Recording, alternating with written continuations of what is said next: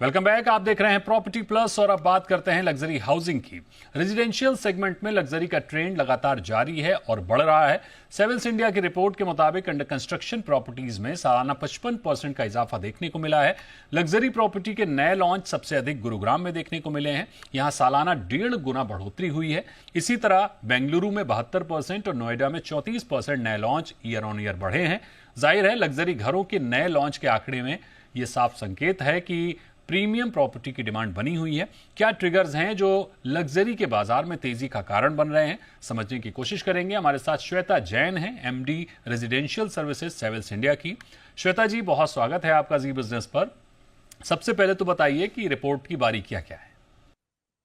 Thank you Deepak ji. Thank you. So 2024 एक सफल वर्ष है रेजिडेंशियल रियल एस्टेट के लिए, और ये एक हम ट्रेंड देख रहे हैं कोविड से, जहां लग्जरी हाउसिंग पर्टिकुलरली अच्छा परफॉर्म कर रही है। अंडर कंस्ट्रक्शन प्रॉपर्टीज में हमने ज्यादा बढ़ोतरी देखी है कैपिटल अप्रिसिएशन की।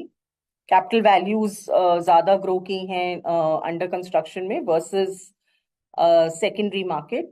गुड़गांव में हमने सबसे ज्यादा अधिक अप्रिसिएशन देखा, उसके बाद Bengaluru, north Goa and then Mumbai. Rental trends, rental values have also done well, and this is because आपका जो ready supply है उस पे उसकी इतनी ज्यादा सप्लाई नहीं थी, इसलिए रेंटल्स ने भी ग्रो किया। लोगों का एक नजरिया ये रहता है कि जब प्रॉपर्टी बन जाएगी, अगर उनके इमीडिएट यूज के लिए नहीं भी है प्रॉपर्टी, तो वो रेंटल पे डिपेंड करके उनकी ईएमआई कंसिडरेशन कम हो जाते हैं। श्वेता जी, लग्जरी के अलावा बाकी सेगमेंट का क्या हाल है? लोअर सेगमेंट में भी एक्टिविटी स्टेबल है, अफोर्डेबल और मिड इनकम कैटेगरी में। उसमें डिमांड जो है आपकी थोड़ी लोकल रहती है। तो अगर एक पर्टिकुलर माइक्रो मार्केट में अगर हम देखते हैं कोई अफोर्डेबल या मिड इनकम प्रोजेक्ट आता है, तो वो डिमांड उसकी प्रिटी मच वहीं से आती है। लग्जरी में थोड़ी आपकी डिमांड ब्रॉडर हो जाती है। डेवलपर्स का फोकस है कि फंक्शनल हाउसिंग प्रोवाइड करें, जिसमें क्वालिटी कॉम्प्रोमाइज ना हो, साइजेस छोटे हो जाते हैं, और so that just to bring in the affordability. But at the same time amenities पे फोकस रहता है। मतलब देख, लग्जरी हाउसिंग की तरह एमेनिटीज नहीं होती हैं, पर फंक्शनल एमेनिटीज पे फोकस रहता है। श्वेता जी, डेवलपर्स का लग्जरी पर बढ़ता फोकस कहीं ओवर सप्लाई का संकेत तो नहीं दे रहा है?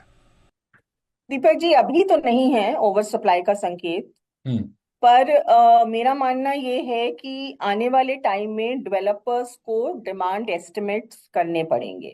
आने वाले समय में डेवलपर्स को कुछ स्पेसिफिक माइक्रो मार्केट्स में ध्यान देना पड़ेगा कि किस प्राइस पे वो सप्लाई लेके आ रहे हैं, और साइजेस पे भी ध्यान देना पड़ेगा, क्योंकि जो एक टिकट साइज है आपका, वो एक अफोर्डेबल रेंज में होना जरूरी है।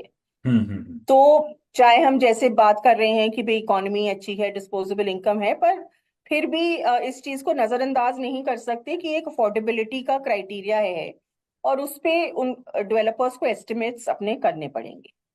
ओके, फिलहाल लग्जरी घरों का ट्रेंड बना हुआ है। गुरुग्राम लग्जरी प्रॉपर्टी के लिए अलग ही नजीरें पेश कर रहा है। हालांकि जैसा ब्रेक से पहले हमने बात की थी कि जिस रफ्तार से लग्जरी की सप्लाई आ रही है, उससे घर खरीदारों के लिए भरपूर ऑप्शन नजर आएंगे, जो आने वाले समय में थोड़ा ठहराव ला सकते हैं। तो बहुत शुक्रिया करेंगे श्वेता जी आपका हमारे साथ जुड़ने के लिए। रुक करते हैं अगली खबर का।